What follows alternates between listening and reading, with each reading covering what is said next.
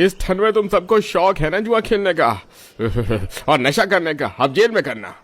Police वहां मौजूद सभी को अपने साथ जेल में ले जाती है, पर जिनकी फैमिली अच्छे घर से होती है वो अपने पति बच्चों को जेल से छुड़ा लेती हैं। पर इस बारे में जब गरीब शांति और उसके परिवार को पता चलता है तो मानो जैसे उनके ऊपर दुखों का पहाड़ ही टूट जाता है। भैया ने हमें कहीं मुंह दिखाने लायक नहीं छोड़ा, अब हम उन्हें जेल से कैसे छुड़ाएंगे? अगर पापा जी को ये बात पता चल गई तो कहीं इस ठंड में उनकी तबीयत ना बिगड़ जाए। अरे अब मेरा बेटा जेल से कैसे आएगा, कोई कुछ करो। पूरा परिवार इस सदमे में था कि इस ठंड में वो लोग कैसे रवि को जेल से बाहर करें। तभी वहां फैक्ट्री से विनोद आ जाता है और जब उसे पता चलता है कि उसका बेटा जेल में चला गया है तो उसकी तबीयत खराब हो जाती है और वो बिस्तर पकड़ लेता है। माँ दादू की तबीयत खराब हो गई इस ठंड में, पापा भी जेल में है, घर में खाना भी नहीं है, हमने कल भी कुछ नहीं खाया था, बहुत भूख लग रही है, कुछ खाने को दो ना, मैं खाली रोटी नहीं खाने वाली।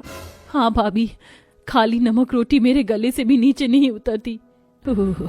यहाँ खाने के लिए घर में आटे के अलावा घर में अनाज का एक दाना नहीं है और तुम लोगों से सूखी रोटी नहीं खाई जा रही।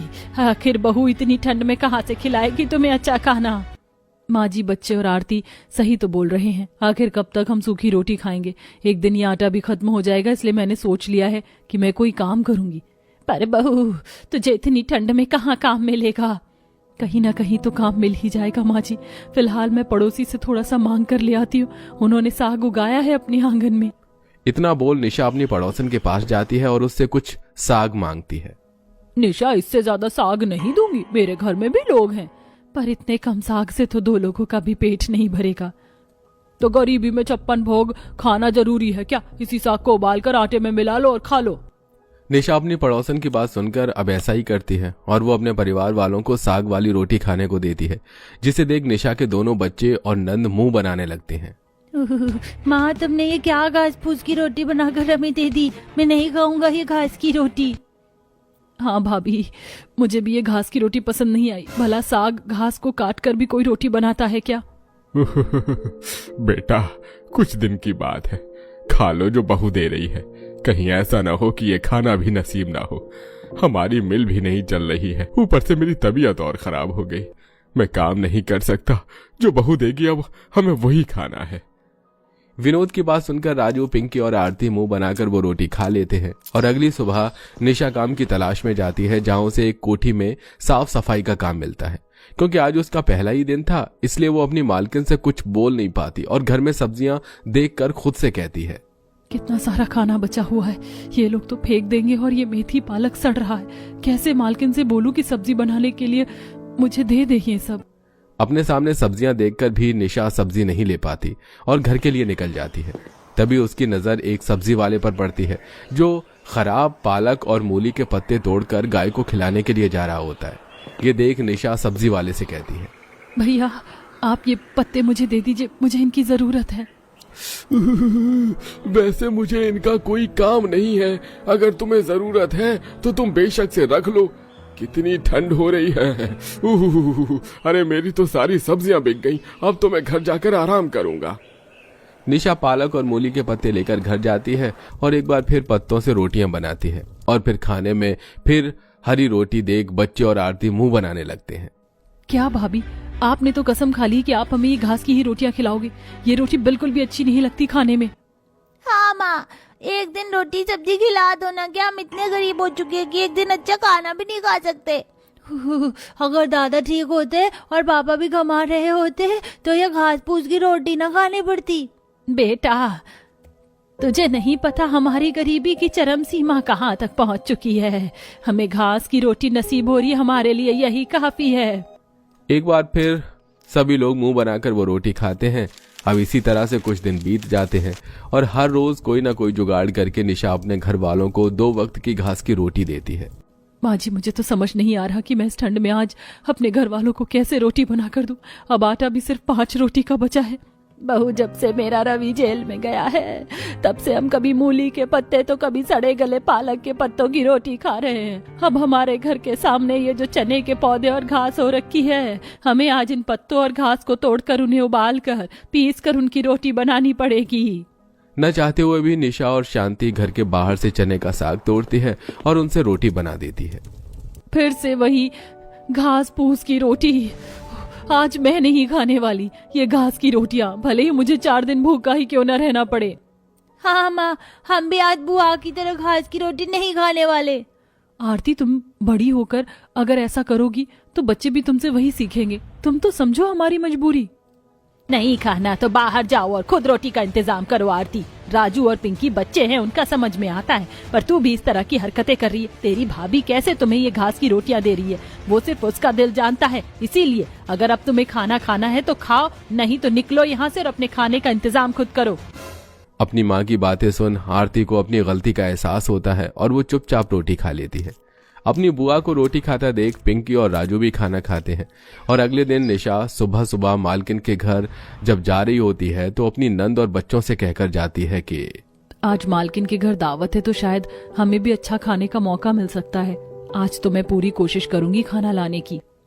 निशा मालकिन के यहाँ जाती है जहाँ मालकिन उससे कहती है, निशा, मैंने बताया था ना आज घर में मेहमान आने वाले, तो तुम पालक पनीर, पूरी, साग और भी 5 तरह के अच्छे पकवान बना देना। ठीक है मालकिन। मालकिन के कहने पर निशा सुबह से शाम तक अकेले सारा काम करती है और सारा खाना बना लेती है। पर तभी वहाँ उसकी सास रोती हुई आती है। बहू, तेरे ससुर की तबीयत बहुत खराब है, तू जल्दी से घर चल, हमें डॉक्टर के पास ले जाना होगा उन्हें। अगर ऐसी बात है तो आप अभी ये 1000 रुपए ले लीजिए। अभी मेरे पास कैश बस यही बचा है, बाकी कल ही निशा को उसकी सैलरी दे दूंगी। निशा, तुम घर जाओ। जैसे ही निशा को पता चलता है कि उसके ससुर की हालत खराब हो गई है तो वो अपनी मालकिन के कहने पर अपनी सास के साथ सीधा घर आती है। माँ देखो, दादाजी की तबीयत कितनी खराब है, उन्हें डॉक्टर के पास ले जाना होगा। निशा अपनी सास के साथ अपने ससुर को जैसे तैसे डॉक्टर के पास लेकर जाती है और जो मालकिन ने 1000 रुपए दिए थे उनमें से 900 की दवाई लाती है और 100 रुपए का आटा लेकर घर आती है तो देखती है कि सब भूख से बेहाल है। जिन्हें ऐसा देख निशा उदास होकर कहती है, आज मालकिन के घर में दावत थी, सोचा था हमें भी थोड़ा सा ही सही पर अच्छा खाना खाने को मिलेगा, पर लगता है आज भी हमारे नसीब में ये घास की ही रोटियां। माँ जी, आप पापा जी के पास बैठो जब तक मैं पड़ोस से साग मांग कर लाती हूँ। एक बार फिर निशा अपनी पड़ोसन से सड़े गले पालक के पत्ते लेकर आती है और अपने परिवार वालों को वही खाना खाने को देती है। माँ, कब आएगा वो दिन जब हम भी इस ठंड में कुछ अच्छा खाएंगे? भाभी, आप तो कह रही थी कि आज आपकी मालकिन के घर में दावत है, आज हम कुछ अच्छा खाएंगे, पर ये क्या, आज भी हमें यही खाना खाना पड़ रहा है। अरे क्या ये शांति जी का घर है? हाँ, आप कौन? अरे शांति जी, कुछ समय पहले रवि ने मुझे कुछ पैसे उधार दिए थे, मैं वही लौटाने के लिए आया हूँ। ये लीजिए, अपने बेटे के पैसे रख लीजिए। भले ही मेरा बेटा जुआ खेलता था, पर उसने बहुत काम भी किया है और गरीबों की मदद भी करी है। बस उसकी एक बुरी आदत की वजह से आज हमारी ये हालत हो गई है। पर कोई बात नहीं माँ जी, अब हमारे पास पैसे, हम भी रवि जी की जमानत करवाएंगे। पैसे लेकर दोनों सास बहू जेल जाती हैं और पैसे देकर रवि की जमानत करवाती हैं। अब जैसे ही निशा अपनी सास और पति के साथ घर आती है तो वो देखती है कि उसके घर में उसका पूरा परिवार अच्छा अच्छा खाना खा रहा है। ये सारा खाना कहाँ से आया? माँ, आपकी मालकिन बहुत अच्छी है। आप खाली हाथ वहाँ से आ गई थी ना जल्दबाजी में, इसलिए उन्होंने हमारे लिए खाना भेजा है। बेटा, तुम्हारी दादी और माँ ने मुझे बताया, मेरे जाने के बाद आप लोगों ने कई दिनों तक घास की रोटियां खाई हैं, पर अब मैं आ चुका हूँ। अब मैं कभी जुआ नहीं खेलूंगा और दिन रात मेहनत करके आप लोगों का ख्याल रखूंगा। अब फिर से आप लोगों को हरी घास की रोटी खाने की जरूरत नहीं पड़ेगी। उस दिन पूरा परिवार अच्छा खाना खाता है और फिर कभी रवि जुए का नाम नहीं लेता और दिल लगाकर काम करता है। वहीं निशा भी उसका साथ देती है और नौकरी करती है। इस तरह दोनों अपने घर वालों की देखभाल करते हैं। उठ बेटा, क्या हुआ? आंखें खोल, आंखें खोलना बेटा, देख तेरी दादी तुझे आवाज दे रही है। मोहन बेटा, उठ ना, क्या हुआ तुझे? उठ जा बेटा, एक बार अपनी आंखें खोल, देख तेरी माँ तुझे पुकार रही है। भाभी, मोहन अभी इस दुनिया में नहीं रहा। काजल की बात सुन के गायत्री तेज तेज रोने लगती है और कहती है, हे भगवान, तूने ये क्या किया? तूने मुझसे मेरा पोता छीन लिया। अगर तुझे मारना ही था तो मुझे मार देता। ये बूढ़ा शरीर और जी कर क्या करता? अपनी आंखों के सामने अपने पोते को जाते हुए देख रही हूँ। मुझसे बड़ी अभागन कौन है? आखिर कैसे हुआ बच्चे के साथ ये सब? कहाँ था उस वक्त उसका पूरा परिवार जब उस बच्चे ने अपनी जिंदगी से हाथ धो दिया? आइए जानते हैं अपनी आगे की कहानी में। माँ, जनवरी के इस महीने में ठंड दिन पर दिन बढ़ती ही जा रही है। ये ठंडी हवाएं शरीर को सुन्न कर रही हैं। ठंड से कांपते हुए राधा की सास कहती है, हाँ बहू, ठंड तो बहुत ज्यादा बढ़ गई है और ये खिड़की भी टूटी हुई है, जिससे सीधी हवा हमारे टूटे हुए घर में घुसती ही जा रही है। माँ, सर दर्द से फटा जा रहा है। माँ, तेरा सर तो आग की तरह तप रहा है। बेटा, तुझे तो बहुत तेज बुखार है। आ इधर आ, मेरी गोद में लेट जा, तेरा सर दबा देती हूँ। ये लो, ये ठंडी पट्टी इसके माथे से उतार दो, इससे इसका बुखार थोड़ा कम हो जाएगा। माँ जी, आप ही मोहन को अपनी गोद में रखें और इस ठंडी पट्टी से इसकी पट्टी करिए, जब तक मैं डॉक्टर से मोहन के लिए दवा ले आती हूँ। क्या हुआ आपको? क्या दिक्कत परेशानी आ रही है? सुबह से मेरे बेटे को बहुत तेज बुखार है। पूरा शरीर आग से तप रहा है। बदन दर्द है, जिसकी दवा मैं लेने आई हूँ। ये लीजिए दवाई और इसके 500 रुपए आगे रिसेप्शन पर जमा करवा दीजिए। इतनी सारी रकम तो डॉक्टर साहब मेरे पास नहीं है। मैं बहुत गरीब हूँ। आप मुझे अभी ये दवाई दे दीजिए, मैं आपके पैसे धीरे धीरे करके चुका दूंगी। आगे से जब पैसे हो तभी अस्पताल आना, पता नहीं कहाँ कहाँ से आ जाते हैं। भगवान के लिए ऐसा मत करिए, मैं आपके पैसे चुका दूंगी। मुझे दवाई दे दीजिए, नहीं तो इस ठंड में मेरे बेटे की जान चली जाएगी। राधा के रोने के बाद भी डॉक्टर उसको दवाई नहीं देता है और वो बिना दवाई लिए ठंड से कांपती हुई अपने घर वापस आ जाती है, जिसे देखकर उसकी ननंद कोमल कहती है, लाइए भाभी, दवाई दीजिए, मोहन को दे दो।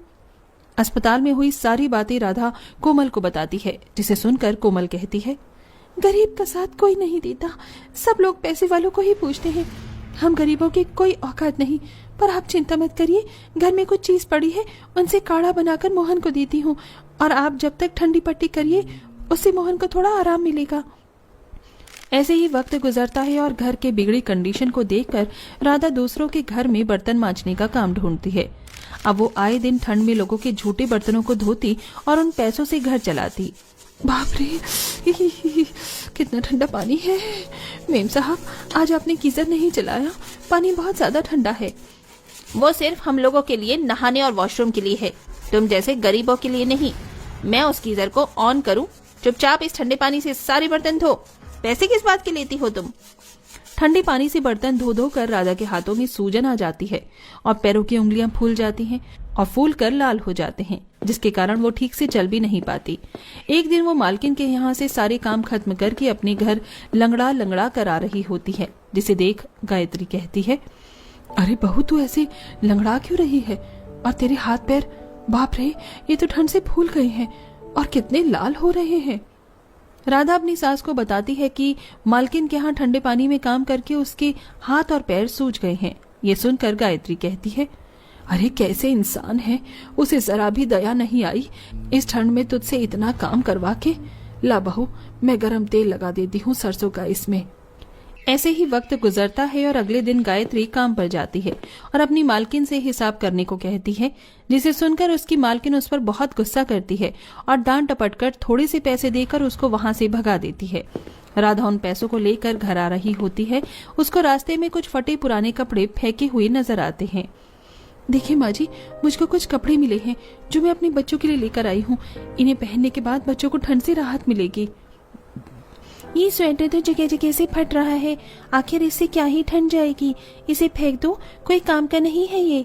नहीं, फेंक मत राधा बहू, ला मैं इन्हीं फटे स्वेटर को सुई धागे से सिल देती हूँ। ठंड में कम से कम थोड़ी तो राहत मिलेगी। देखो मेरा नया स्वेटर, ये कितना प्यारा है। अब तो मुझे थोड़ी ठंड भी कम लग रही है माँ। ऐसे ही वक्त गुजरता है। सभी लोग रात का खाना खाकर सो रहे होते हैं। रात को तेज बारिश, बिजली की कड़कने की आवाज और ठंडी हवाएं उनके टूटे घर में सीधे जा रही होती हैं। वो सभी लोग ठंड से कांपते हुए जमीन पर ठिठुर कर सो रहे होते हैं। कुछ देर बाद सुबह होती है और सभी लोग उठकर बैठते हैं, लेकिन मोहन टस से मस नहीं होता। सभी लोग डर जाते हैं। तभी गायत्री कहती है, मोहन, मोहन बेटा उठना, सुबह हो गई है। कब तक ठंड में जमीन पर ऐसे ही सोता रहेगा? गायत्री के इतना कहने पर भी मोहन टस से मस नहीं होता। बेटा मोहन, उठना, अपनी आंखें खोल। मैं कब से तुझे आवाज दे रही हूँ बेटा, कुछ तो बोल। भाभी, मोहन अब इस दुनिया में नहीं रहा, कल रात की ठंड से उसकी सांसें अब हमेशा के लिए रुक चुकी है। पूरा परिवार तेज तेज रोने लगता है। राधा चिल्लाते हुए अपना सर जमीन पर मारने लगती है और रोते हुए कहती है, हे भगवान, न जाने किस परिवार में मेरी शादी हो गई। माँ बाप ने कपास की खेती है बोलकर अच्छा पैसा कमाते हैं, मेरी शादी इस गरीब घर में करवा दी। यहाँ एक वक्त का खाना नसीब हो जाए वही बहुत बड़ी बात है, और आज तो मैंने अपना बेटा भी खो दिया। अब तो मानो ऐसा लग रहा था कि दुखों का पहाड़ और ठंड का कहर इन गरीब परिवार पर टूट पड़ा हो। अब मोहन की तस्वीर पर भी माला चढ़ जाती है।